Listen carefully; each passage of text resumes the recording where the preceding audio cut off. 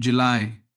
Mediterranean Sea, midnight watch. A $70 million fighter jet sits chained to 4.5 acres of moving steel. The ocean looks calm in the dark, but it isn't. 3 seconds, that's all it takes. A carrier slams into a wave. A wall of solid water crashes over the bow. Chains snap, steel screams. A 32,000-pound aircraft begins to slide. And before anyone can shout a warning, it's gone, not stolen, not shot down, not sabotaged, just taken. Most people talk about the money, the headlines, the lost aircraft, but that's not what haunts the sailors who were there. What keeps them awake is what hit the deck 3 seconds earlier. Tonight, we're not just telling a story about a lost jet, we're pulling back the curtain on what really happens when 100,000 tons of nuclear-powered steel meets an ocean that refuses to lose. And I promise you, by the end of this video, you will never look at an aircraft carrier the same way again. You expect missiles, you expect enemy submarines, you expect radar screens and red alerts. You don't expect water, but green water is different. This isn't sea spray, it's not mist. It's a solid moving wall of ocean. Thousands of tons of force traveling at the speed of the ship, and when it hits the flight deck, it doesn't ask permission, it takes jets, tow tractors, equipment, people. You can't intercept it. You can't outmaneuver it. There's no defensive system. There is only preparation and hope. But preparation on a carrier doesn't start on deck. It starts inside a quiet room most people will never see. Inside flight deck control, there are no holograms, no sci-fi digital projections. Instead, there's a scratched, worn table. Sailors call it the Ouija board. On it sit small plastic shapes, each one representing a jet worth tens of millions. Why plastic pieces in the age of AI? Because when the power flickers, when the ship lists 15 degrees, when monitors go dark, plastic never crashes. And in heavy weather, certainty is everything. Now imagine this. The forecast updates. Sea state 6. Maybe worse, the handler studies the board. Every jet on deck is a risk. Every move is a gamble. Send too many below deck, you lose readiness. Leave too many topside, you risk losing them all. There is no undo button, and the ocean doesn't care if your decision was logical. So the call goes out over the loudspeaker. Set heavy weather tie downs. That's when the real battle begins. Look at a carrier deck closely. Every few feet there's a star-shaped steel fitting embedded in the deck. Pad eyes. Each one rated for 20,000 pounds of force. In calm seas, a fighter needs 6 chains, 6 anchor points, 6 points of trust. But calm seas are a luxury. When a carrier pitches violently, that jet doesn't weigh 32,000 pounds anymore. It becomes momentum. It becomes a wrecking ball. 6 chains won't survive that. So the number jumps. 12, 15, 20 chains per aircraft. Now do the math. 60 aircraft in an air wing. That's over 1,000 chains that must be dragged, hooked, tensioned by hand. No machinery, no automation, just muscle. Blue shirts sling 14-pound chains over their shoulders, climbing catwalks in wind that steals your breath. They crank tensioners until the aircraft's suspension compresses. The goal? Make the jet part of the ship. If it moves, it dies. And if it dies, it kills. But jets aren't the only threat. Red shirts, aviation ordnance crews. While others secure jets, they face something worse. Bomb skids. Carts loaded with 500-pound munitions on wheels. Now, picture 60-knot winds. One skid breaks loose. It becomes a battering ram. So they chain them together, building a fortress of explosives near the island superstructure. And when the ship rolls hard, some of them wrap their arms around live bombs. Not for heroics, for survival. Let that sink in. You're holding a 500-pound explosive to keep from being thrown overboard. And you pray the chains hold. You might assume the captain is the most important person in a storm. Sometimes he isn't.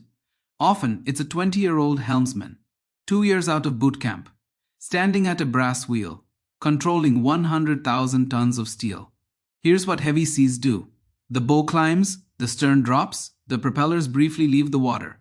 The ship shudders violently, the wheel jerks. This is cavitation. And when it happens, the helmsman fights the wheel with everything he has. Because if the ship turns sideways to the waves, it rolls. And if that roll exceeds safe limits, jets slide, Chains fail, people die. So he holds the line, arms burning, hands white, because 5,000 souls are depending on him not flinching. Same ocean. Next to the carrier is often a destroyer. 9,000 tons instead of 100,000. Same storm. Different reality. Where the carrier rolls 3 degrees, the destroyer might roll 30. At 10 degrees, they secure the deep fryer. Why? Because 375-degree oil at a 30-degree angle is a fireball waiting to happen. They call it the forbidden fryer. When it shuts down, hot meals disappear. Sailors eat cold sandwiches in the dark, walking through hallways at 45-degree angles just to stay upright. The carrier feels stable by comparison, but stable doesn't mean safe, because green water doesn't care how big you are. At night, in rain, brown shirts crawl across the flight deck. Their job? Check chains every 30 minutes. Because chains loosen, metal shifts, gravity multiplies. The deck surface isn't smooth. It's coated with industrial non-skid, like sandpaper made of aluminum oxide. When they kneel, it tears through fabric, into skin. After an hour, knees bleed, but they keep crawling, because a loose chain means a moving jet, and history proves what happens next. January 1987, Mediterranean Sea, USS John F. Kennedy, Sea State 7, 40-foot waves, an aircraft elevator sits exposed near the edge of the deck. 4 sailors check tie-downs. A wave rises. Not spray, not mist, a solid green wall slams the elevator, and a 6 intruder breaks loose. Then the water takes 4 sailors with it. 3 are rescued. 1 is not. Aviation boatswain's mate, 3rd Class Smith, 22 years old, gone, no recovery, just a folded flag, and a name carved into steel. That's the part you don't see in recruiting videos. The ocean do. Doesn't care about rank. It doesn't care about training. It doesn't negotiate. Now imagine landing 150 miles per hour at night on a deck moving in 3 dimensions. Normally, pilots use an automated glide slope system. The meatball, it compensates for motion until it can't. If deck movement exceeds limits, automation fails, and a human steps in, the landing signal officer, standing near the stern, holding a manual control, watching the deck rise and fall, watching the approaching jet. He moves a handle up and down, manually guiding a pilot onto a steel runway the size of a postage stamp. Too low, crash. Too high, miss the wire. Low fuel means no second attempt. In that moment, one human guides another through chaos. Trust becomes everything. Why not just wait out the storm? Simple question. Why not go to port? Because war doesn't wait for clear skies.